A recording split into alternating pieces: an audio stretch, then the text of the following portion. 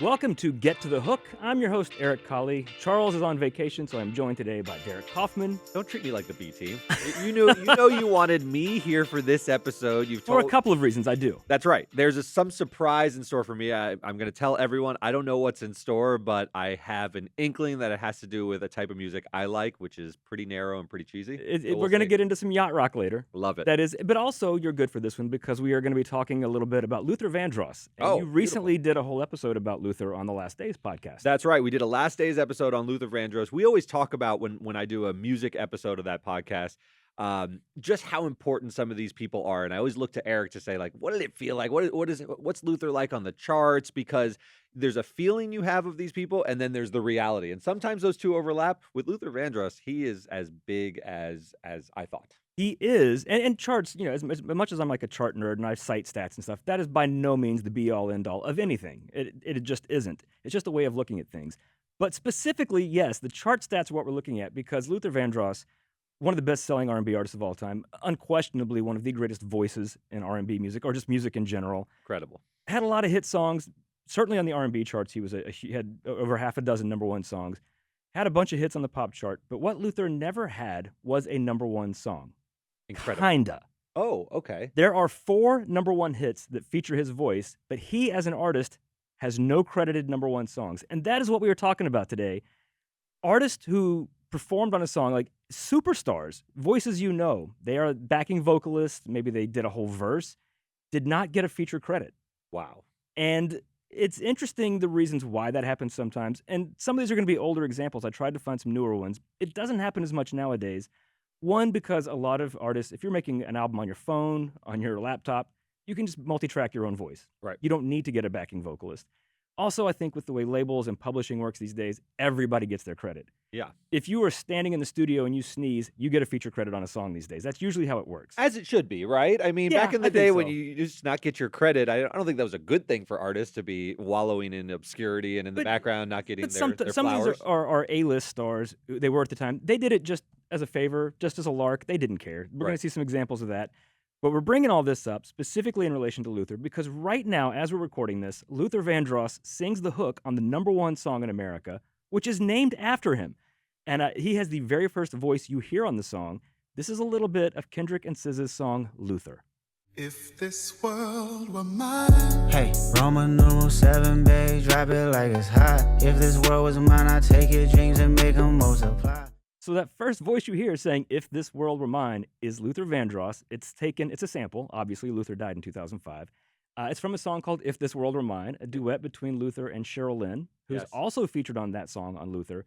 If you don't know Cheryl Lynn, you probably know her biggest crossover hit was the disco classic "Got to Be Real." To be real. I love that song. This is Got one of the to be catchiest real. earworms ever made by anybody. Cheryl Lynn is an incredible singer. She's still alive.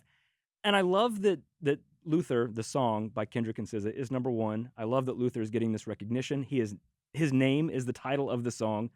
I wish he had gotten a featured artist credit. Me too. I mean, it doesn't really make a huge difference. People know who that is. Although maybe younger fans don't, and they don't know, like, who's Luther?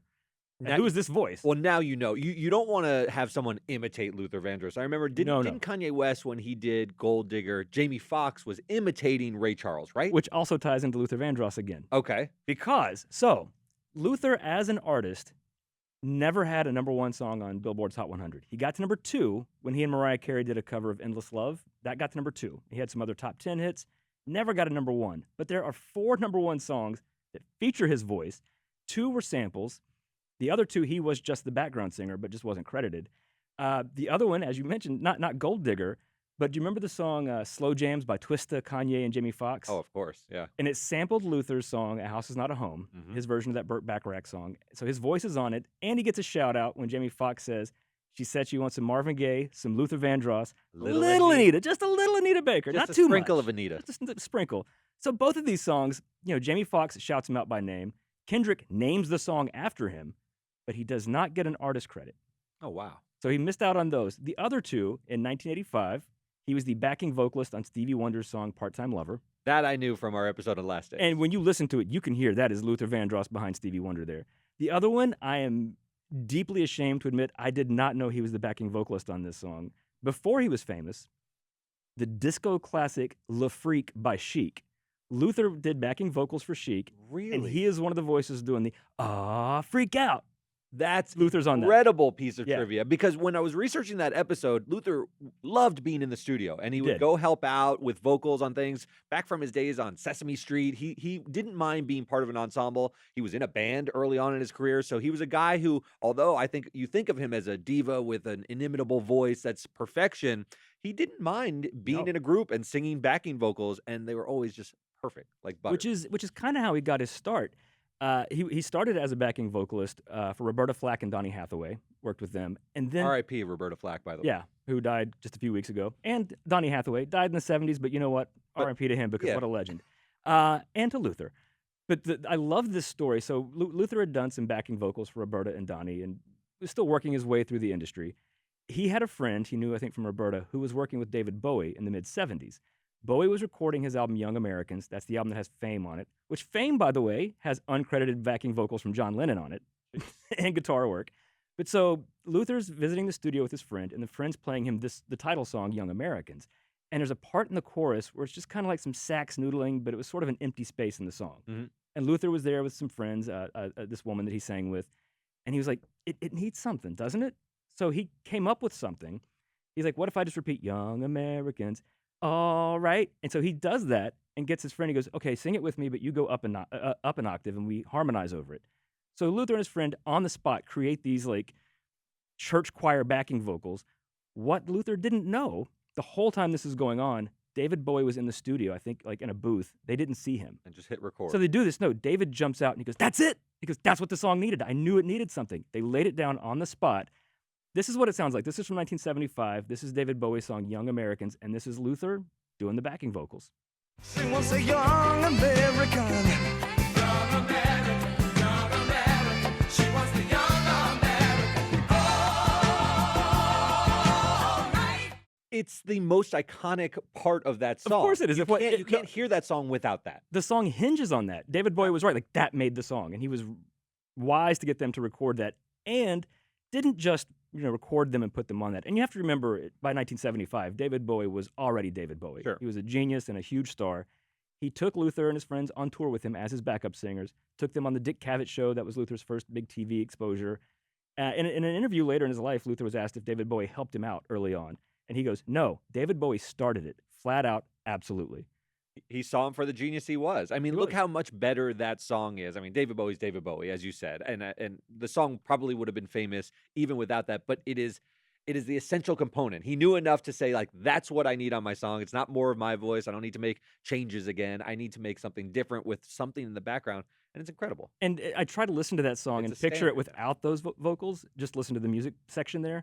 It just feels so flat. Maybe would it's feel because I'm empty. so used to hearing it the way it is. But Luther heard that the first time he heard it, before anybody had heard that song. It wasn't released yet. He's Yep. like, it needs something. And it So- did. Yeah, so Luther sang on all these songs, never got a featured artist credit. But I'm not like he didn't have an incredible career and a great life. So It's got to be some sort of informal record. I'm not sure if they've counted the person who has the most featured, number one, is featured on a song and a number one hit, but informally, that's got to be a record. And there's even kind of an asterisk on another one. Luther sang for a disco group called Change. They had a Yeah. song called The Glow of Love. Not Luther's voice, but the music of that song was sampled for Janet Jackson's song All For You. Oh, I So- thought it sounded familiar because that's actually a good jam. Yeah. We reviewed that on the episode because I That's a didn't great know he song. was in a band. So when I was researching, I was like, oh, this is actually kind of a jam. And Yeah. it's good. And it charted that song, right? The Glow of Love? Yes. It was minor Like a hit, minor but hit. not when Janet Jackson recorded it, Jimmy Jam and Terry Lewis brought the sample to her and they said she was not familiar with the song. That is awesome. So yeah, Luther, I wish some way he would have Best. gotten credited for this number one. It doesn't matter. It doesn't affect his legacy at all. It just would have been a cool little thing to Yep. see him officially have the number one song. David Bowie, by the way, by having Luther Vandross and John Lennon uncredited or unfeatured, they were in the credits of the liner notes. He did pass that on. The group Arcade Fire, when they did the song Reflector, Mm-hmm. David Bowie did backing vocals on that, but was not featured. Oh, he was willing to be in the Yeah, background. just whatever works best for the song. You know, I love it. I love it. So yes, this doesn't happen as much these days because, like I said, you can do your own vocals. Artists want to get credit. It's funny, if you're a huge star, you'd think the smaller artist would want to give you the feature credit because it will draw attention to their record. But if you're both huge, you don't care. Right. I think artists care about it less than the labels and the publishing company and all that do. a recent one, Justin Bieber. Mm-hmm.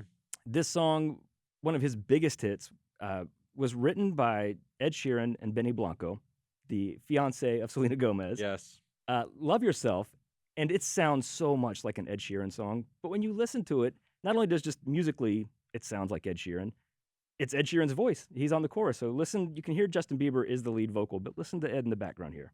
'Cause if you like the way you look that much, oh baby, you should go and love yourself. I can't really tell which voice is which, honestly. I never heard it that way before, but when you prime me to look for Ed Sheeran's voice, you can hear it pretty distinctly It's in the song. clearly It's not Ed sort Sheeran's of voice. hidden. He's an artist in his own right who's got a very well-known voice at this point, and And I at had that never point, heard it even that he way. did. Yeah. And it didn't need to be Justin Bieber featuring Ed Sheeran. He was like, yeah, I'm just doing the harmony vocals because it helps the song pop. It helps the song, and Ed Sheeran was the writer of the song, right? Yeah, So he he co-wrote it. knows what sort of piece of art he created, and he wants to make it flower in a particular way, and so he throws himself Yeah. on the track as well. I love that. Yeah. Some other more recent ones, Sicko Mode by Travis Scott. You know that song? Yes, of course. The most iconic part of that song, I think, the one that everybody gets stuck in your head, is the part when Drake comes in and he's like, out like a light, like a light, like that part. Sure. Half the song is Drake. Actually, Drake might rap more of that than Travis Scott. He is not actually a featured artist on that song. The credit for Sicko Mode is just Travis Scott. Really? And even Drake's like, I don't know why. Yeah, I don't think of Drake as ever receding into the background and No, I not mean, asking he- for credit. He I doesn't think he seem- dominates that song. Yeah. And Travis Scott is somebody, and Kanye It West could also too, elevate the song for Travis Scott, right? I mean, if Yeah. it's a Travis Scott song featuring Drake, it's a different because song. that song came out in 2018, the same year Drake dropped Scorpion, which had God's Plan and In My Feelings Yeah. and Nice for What. Like Drake, but maybe that's why Drake was so big that year. You don't even need to put his name on it. People know that you know it when you hear it. There's no question who that is. I mean, maybe now you want Drake's vocals, but you don't want to say you did a song with Drake. I could see now wanting to sort of keep him in the background Oh, and just come use his on. talent, but then, no way. But Travis Scott often doesn't credit featured artists because I wonder why that is. I don't know, maybe just to kind of elevate his name. Yeah. Maybe that was just something from when he was starting out. I don't know. This next one is, well, it's 10 years ago now, but still relatively recent compared to a lot of these. There's a little debate on this one. Is the artist actually on this song or not? Some things say nope. I'm talking about the Calvin Harris song, This Is What You Came For, with vocals by Rihanna. Mhm. Rihanna is the featured artist. Obviously, it's Calvin Harris featuring her because he usually doesn't sing. Sometimes he does. The co-writer on the song is Niles Sjoberg, Sjoberg, which sounds like one of the, Swedish pop superstar writer-producers. There's a whole team of Swedish artists. But it's a pseudonym. It's a pseudonym for Taylor Swift Yes. because at the time she and Calvin were dating, and blows my mind too. She used a pseudonym because she didn't want their relationship to overshadow the song. Unbelievable. Her whole catalog is her relationships. Like that's what it is, and it's weird that this time she was like, "Nah, I'm gonna step back." Yeah. So she co-writes it. Rihanna sings it. Does Taylor sing on this song? So a lot of sources say no. There are no Taylor vocals, and most of it you can tell it does sound like Rihanna, but the hook in the song when it does the ooh and does that little Yeah. it sort of take her voice and manipulate it. Yes. The very last time that happens in the song, I don't play. This is literally like the last 7 seconds of this song. The voice gets a little lower, and when you listen to it, they say this is Rihanna. Tell me this is not Taylor Swift's voice. Let me hear this.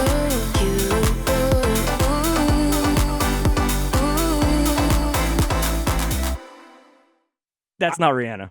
It's not Rihanna's That is voice. Taylor Swift's it's voice. not. Remember when Kanye came out with this thing that you could break songs apart and listen Oh, yeah. to the different tracks? I'd love to hear that isolated because that sounds like Taylor. Yeah. That is just Taylor But if Swift's you listen voice. to the other times that section comes up in the song, it's a higher pitch.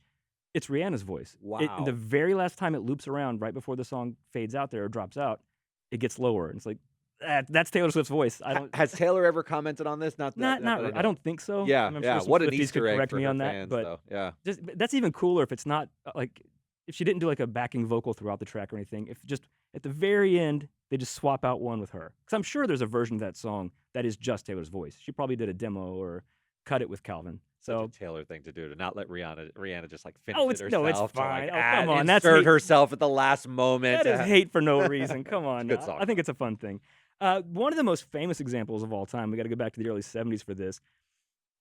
Again, it wasn't hidden at all. One of the great songs of the '70s. People still talk about this song. Carly Simon's "You're So Vain," credited solely to Carly Simon, There's some harmony vocals, little bits here and there. You hear a male voice. By the end, when the chorus is like kind of vamping at the end, it's the Mick Jagger show. Yep. This is a little bit of You're So Vain, the Mick part. You're so vain. You probably think this song is about you. You're so vain. I was waiting for this. This is one of the few pieces of trivia I did know Yeah. that Mick Jagger's on that song because there's so much sort of folklore about that piece of music. My But about mom who listened to it, Carly Simon and wrote you it can about. hear him. You can Oh, hear him. When you're so vain. Like his accent comes in. It's very clearly Mick Jagger. And it probably would have helped her to, because she was a star at that point, but that song leveled her up. So Absolutely. if she had released that as Carly Simon featuring Mick Jagger, would have been huge. But Mick was in the studio when she cut it. He's like, oh, I like this song. She's like, do you want to jump on it? He's like, sure. Yeah. And of He all didn't the care. like, massive rock stars, it seems like such a Mick Jagger move. He's not like so full of himself. He's a member of a band. He's the lead singer, but I could see him in a studio being like, yeah, I'll throw my vocals what on. does he care? He loves peacocking and crowing around or whatever And you he can does. hear it on that song, You which can is hear it. funny because, there's always been the question who the song is about. Carly Simon has now said that it's about 3 different people. It's a composite. Mhm. One of them is Warren Beatty. She said 2 people it definitely is not about. One is James Taylor, who she was married to at the time. She goes, Who was "It's not the about James." speculation initially. Forever. That it was James. She said it's Taylor, not James, and people thought it was Mick Jagger because Mick is kind of a, like you said, Sure. peacocking, strutting, kind of vain yeah. guy. Could easily be Mick. She goes, definitely not Mick. And she goes, and also, I would never have been so cruel or so clever as to write it about him and then get him to sing on it. Right. Here. Like, I'm going to make him sing about himself. Sing about your own vanity. Go. Yeah. That's like Inception levels of vanity, actually. I don't know. That's good. Who are the other 2, though? We don't know. Oh, we don't know. She's It's never really said. composite, and she just outs Warren I think Beatty. she said the second verse is specifically about Warren. Interesting. And he knows that. He's like, yeah, that If the shoe fits, man. That's me. He was everywhere, everywhere in the 70s, 60s, 70s. yeah. Some other famous ones. A song that has randomly come up like 4 times on this podcast over the last year, and I don't know why. I don't love this song that much.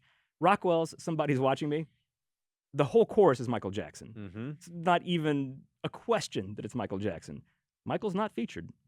He did it as a favor. Rockwell was the son of Berry Gordy, the founder of Motown. I don't know why Rockwell wouldn't have pushed to, hey, put featuring Michael Jackson, because this was 1984. It would have swallowed Rockwell, though. It would have been. It did anyway. That's true. That's true. It did anyway. All you remember is Michael Jackson on that. That always made sense to me, though, because Berry Gordy was a kingmaker. So, Michael's going to do a favor for Berry Gordy, and right? He And gifted coulda had Rockwell a anyone. huge hit. Yeah. Yeah. Could have had Smokey Robinson in the back of that song. But it's 1984. You want Michael Jackson. Well, Michael. Some other Kesha on Right Round by Flo Rida. This one's weird because it depends on where you live whether or not she was credited. I think in Europe and around the world it was Flo Rida featuring Kesha because she wasn't famous yet. Mm-hmm. She was a songwriter. She had done some demos. She was getting ready to release her first album, which is why she wanted her name pulled off the artist credit, because she's like, I don't want to just be the featured singer on a Flo Rida song, and I don't want it to compete with what I'm about to release. And a few months later, the thing she released was TikTok. Mm-hmm. So probably wise. Sure. She could have just been, oh, it's the girl from the Flo Rida song. Yeah. But because her name wasn't there, a lot of people didn't know that. Yeah. And she carved out her own lane, which turned out She to did be all quite right. lucrative. Kesha had a good career. Yeah. Same thing with Steve Winwood's Higher Love, Shaka Khan. I mean, I listened to that whole song just to wait for the end when Shaka comes in and does that, bring me a The best. higher love. It's so much better when she comes in, better than I do it, obviously. But Shaka was about to release her own album, and she's like, I don't want to compete with myself. Mm-hmm. I don't need to have this song out there when I'm releasing music. So she didn't want her name on it. Let me ask you a question. I'm going to put you on the spot a little bit. I don't know if this is part of your research or if it's coming up. Has Prince ever done this in the background? Because Prince is one of those guys who writes everything. He wants Yeah. it to sound a certain way. I could imagine him jumping on, but I can't imagine him agreeing to not getting any Oh, all the credit. time. The artist that he specifically did, like The Glamorous Life by Sheila E., Mhm. listen to that on headphones. You can hear his voice, like his guide track, his vocal guide, is on the whole song. Oh, really? A Love Bizarre, it's more Prince than Sheila E. on that song. Okay. A lot of the songs he did. But no, Prince actually didn't love getting that credit. A lot of the songs he wrote for other people, he used pseudonyms. Manic interesting. Monday was officially credited to Christopher, which was Christopher Tracy was his character in Under the Cherry Moon. He used the names Alexander Nevermind to write Sugar Walls for Sheena Easton, So Joey he was Coco. generous with his He gift. was happy to just give music away, Interesting. and people didn't always know it was him. People still probably don't know that he wrote Manic Monday. I know. It doesn't sound like a Prince song, but No. it's such a perfect Gave it to pop the song. Bangles. Yeah. Elton John was big in the 70s. He loved hopping on other people's records. John Lennon's Whatever Gets You Through the Night. Neil Sedaka's Bad Blood. Elton's voice overpowers those songs. Michael Jackson, PYT. You know that song? Yeah, of course. Do you know the part when he tells all the pretty young things to repeat after him, and Yes. you hear the girl's voice going that na na na na? Yes. Those are his sisters, and one of them's Janet Jackson, Really? who was probably 14, 15, maybe 16 years old when she recorded that. So it's Janet, Latoya, Rebe. I think they all are on. I think Wow. it's Janet and Latoya, maybe Rebe, but Okay. Wow. yeah, that's Janet Jackson's voice before most people. They might have known her as an actress. Sure. But she had just released her first album that didn't do much. That's how I know her. Control was her Different third Strokes. album, actually. Yeah, you know. I know her as Strokes. Willis's girlfriend on Different I Strokes. know her from Good Times. When she was Oh, Penny. you Come go on. even further back. Yeah. Yeah. All right, let's get into the thing. That you brought Really- me here for. This is what you came for, Calvin Harris. Yacht rock, the soft rock of the late 70s and early 80s. Mhm. These guys all worked together. You had Steely Dan and Toto, these musicians who just popped on each other's records. We're not even getting into musicians because I'm sticking with voices for this one. But the voice of that, Is my guy. your guy, Michael McDonald, lead What- singer of the Doobie Brothers at that point. That dude hopped on everything. Eric recently had a birthday, and to his birthday, I wore a shirt that was bright yellow and had two pictures of Michael McDonald next to each other in sort of an M shape, and it just said McDonald's. And it's You're such a dork. I adore him. And I did really play What do. a Fool Believes for you specifically. Absolutely. Funny story, one of the biggest hits he sang backing vocals on and was not a featured artist on it. He did Toto songs. He sang on so many huge hits. It was sort of the spirit of yacht rocks. They were all session musicians, right? And he was very much part of that scene. He had a very distinct voice, so if he would get on a You song, know when you hear him. you knew Michael McDonald was on your song, and he elevated it. Let's be honest. Peg by Steely Dan. Like, he's so clearly on that song. Yeah. But so Christopher Cross, one of the other kings of yacht rock, the man who made Sailing, his debut single, his first single was called Ride Like the Wind. And Michael McDonald is You not can't do even that just song like doing without him. backing vocals. It's like a call and response thing. So this is a part of the song where you can very clearly hear Michael McDonald. And I've got such a long way to go. Such a long way to go. Make it to the border of Mexico. So I ride. And the funny thing is, so this song's a huge hit. Spent 4 weeks at number 2. Got blocked by Blondie's Call Me. Christopher Cross was like, okay, that's a pretty good debut single. It's a biggie. So he gets ready to release his second single, a song called I Really Don't Know Anymore, which features backing vocals by Michael McDonald. Mhm. It's the 2 songs on that album that featured Michael. Michael McDonald's management finally had enough, and they said, no, you cannot rely on him to get your hits. Oh, I love that. They made it. They had drew to a line in the cancel. sand. They canceled that as the second single, and it's a good song. I think it would have been a hit, but this was the best thing they could have done for Christopher Cross, because when I Really Don't Know Anymore got canceled as the second single, they're like, let's go with I guess Sailing. I would just try They it. didn't want that to be the single, Wow. and they kind of were forced into it. I don't think the other song would have been as big as Sailing. Sailing became the definitive yacht rock song. I think It's it's about called yacht sailing. rock because because of the song Sailing. So I think he did just fine. Yeah, and Michael McDonald also did all right. Had a good solo career. Look, Christopher Cross, I respect him, but he never matched Ride Like the Wind because that call and response is Sailing is the- so much better than Ride Like the Wind. It's a great song, but it's You're never- just you're just a Michael McDonald stan. I mean, I don't love know him. what to do with you. Love him. Michael McDonald. I hope you're not. Yeah, you're gonna bring in Kenny Loggins, right? Of course Who we're gonna do also Kenny needs Loggins. Michael McDonald. Then there's somebody who hates Kenny Loggins, and that's what we're going to get into here. So Kenny Loggins and Michael McDonald, of course, worked together. They wrote What a Fool Believes together. Kenny Loggins started in the duo Loggins and Messina with Jim Messina, then went solo. His debut solo single was the song Whenever I Call You Friend, with very prominent vocals by Stevie Nicks of Fleetwood Mac, coming right off of Rumors. This was the year after Rumors blew up. And it's weird, on the album, it does feature Stevie Nicks, like it says featuring Stevie Nicks. The single was credited solely to Kenny Loggins. Oh, Maybe because he was coming from a duo, he didn't want his first single to feature another artist Okay. by name. Stevie Nicks didn't care. She, like Michael McDonald, she was on a bunch of records in the late 70s. She was happy just to sing with anybody. Yeah. She was never selfish about that. So Kenny didn't give her credit for that. That's fine. In 1980, his song I'm All Right from the soundtrack of Caddyshack began Kenny Loggins' run of soundtrack hits in the 80s. There's a little bridge part, and there is another singer featured, or who sang on it, but did not get a featured credit, and was very pissed off about it. And do you know who this was? this I don't know. I thought you were gonna talk about This Is It, their song. No, that was Where Kenny and billed Michael as are yeah, singing, yeah. that was a duet. No, this song and I'm All Right in the bridge part. Listen closely to this. There's another male voice. It's only up for like 2 seconds.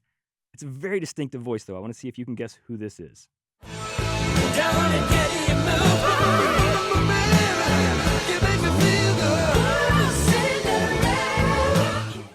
That little raspy voice there. Yeah, who saying- is that? makes you Is feel it a good. Motley Crue singer? Who is it? No, it was Eddie Money. Oh, wow. Eddie that does Money, make a who lot had of just sense. come off of Baby Hold On to Me and Two Tickets to Tickets? Paradise. Like this, he was huge at that time. He was mad about this. Interesting. And years later, like decades later, said about Kenny Loggins, he goes, "That's what I call a scumbag." Really? And he also said Kenny Loggins' son disrespected Eddie Money's daughter. He just was angry about it, that he didn't get his due credit for that one line in that song. It's interesting. I think of Kenny Loggins as one of the nicest guys we ever get out. I He's know! always friendly to our camera people. He just seems like he's a legend to me, but he also seems pretty down to earth. Yeah, and it's weird. Like, it wouldn't have been Kenny Loggins featuring Eddie Money for that one little line. I wouldn't think he would get a wouldn't either. credit, especially back then. And what's ironic about that is Eddie Money's biggest hit is "Take Me Home Tonight," Mhm. when he goes, just like Ronnie Say, and then Ronnie Spector from the Ronettes comes and re-sings the hook to "Be My Baby" in the song. She's in the video. Ronnie Spector does not get a feature credit on that song. Oh, come on, Eddie. It is solely credited to Eddie Money. Come on. A little So hypocrisy. he thought he should have gotten a featured credit for that one little background line. And just like Ronnie says, is a central component of his song. it's the That hook of is the song. hook of the song. Oh, come on now. Come on, Eddie. You're better than that. I think Uh, Eddie also passed away recently. He died a Yeah. few years ago, so I'm not going to crap on Eddie Money. He seemed like a pretty cool dude. I'll do too. that. But That's it's just interesting that he kind of had seems like some genuine animosity about not getting. Yeah, he was maybe- bitter about it. Maybe he didn't get paid. Maybe that's what it was. Maybe he wanted like a chunk of the royalties of that song because Yeah. it's such a big hit. I don't know. Eddie was about his money, man. Eddie right wanted there in his the money. name. But I don't know why Ronnie Spector didn't get that credit. I don't either. What a because- what a tough life. She had to deal with Phil, then didn't get her credit from And Eddie Money. I'm sure she got paid for singing on that song because it wasn't a sample. She came back and re-sang "Be My Baby," but I don't think she wrote that song. I could be wrong about that, but Yeah. that would mean she's shut out of writing royalties on the Eddie Money song. Who wrote that song? Phil?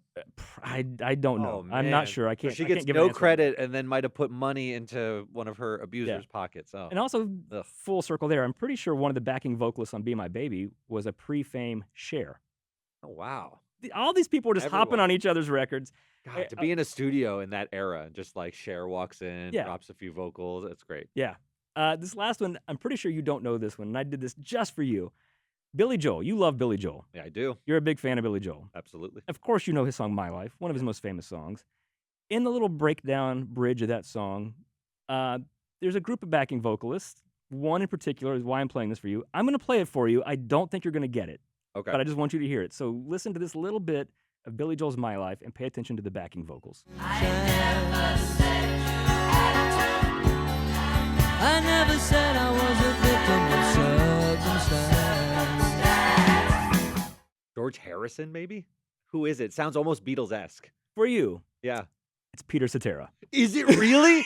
You're kidding you me. just geeked You're out. kidding me. Peter Cetera, at the time the lead singer of Chicago. You love Peter Cetera. I Chicago. love Cetera, but he doesn't go into the falsetto, so I would have never picked you it. can't pick it out. But Peter Cetera is one of the backing vocalists on Billy Joel's "My Life," which I I know makes you so happy. love that. The back of my head just exploded all over the back wall of this podcast studio. Are you kidding You're me? such a dork. It's one of my Like, favorite. oh Billy my God, Joel songs. Peter Cetera on Billy Joel.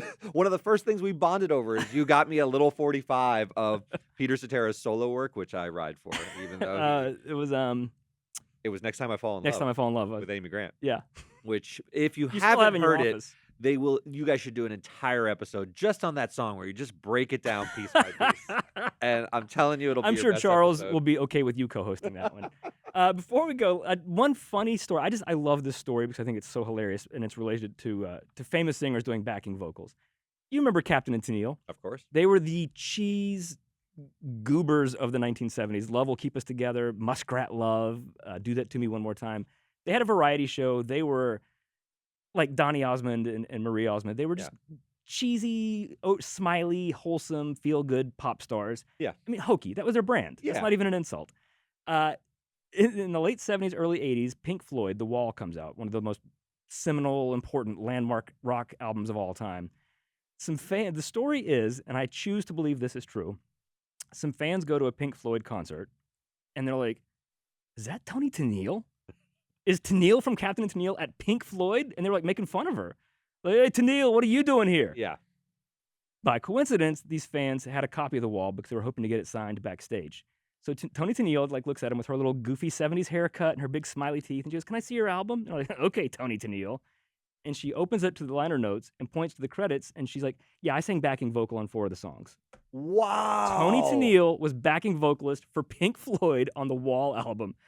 The fans shut up. Yeah, I can imagine. Wow, that gives her some real rock cred. She's done TV interviews. There's an interview not long after where she just says, "That's my claim to hipness. Yeah, I was the backing vocalist on Pink Floyd's The Wall album." took some of that rock cred from Pink Floyd. I love it. They didn't exactly lead with their Tony Tennille collaboration, but no, that's all right. It doesn't hurt them at all. She's just one of the backing singers. That's But I love incredible. that she's at the show, and these guys are making fun of her, like, "You're not cool enough to be here." And she's like, "Really? Because I'm on the album." Wow. Was Daryl Dragon backing for I- like no. the Pogues or anything like No, that? I don't, the Pogues? I don't know. I was Was just it thinking of some sort of band. No, but so yeah, next time you listen to a song, pay attention to the backing vocalist because you never know who it might actually be. There's a lot of other ones we didn't talk about. This was the most fun I've ever had with you in a podcast studio, and I'm gonna go to my office and listen to Peter Cetera's backing vocals. I know you are going to be putting on My Life before you get out of the studio door. I know. So thank you was a for lot of joining fun. me, and we will see you guys next week on Get to the Hook. See ya.